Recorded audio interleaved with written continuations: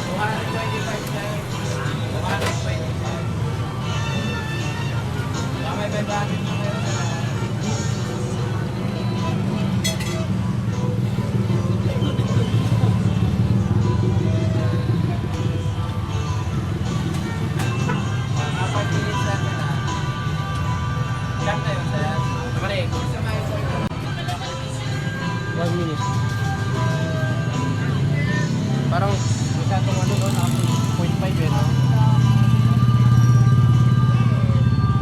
Para high ka par.